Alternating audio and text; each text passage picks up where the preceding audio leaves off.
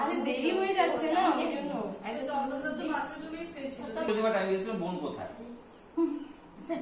ও যদি উপরে বসে আছে আমি কি করবো? আমি ঘুমিয়ে পড়েছিলাম, আমাকে ডেকেছি।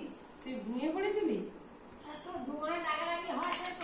হ্যাঁ না না, তো আমিও জানি না ও ঘুমিয়ে গেছিল। আমি ও তো তুমি বলে গেছিল দেখতে হবে। বাস তুমি সাইডে বসো। আর কি করবো? ঠিক আছে একটু সাইডে আমার বসো।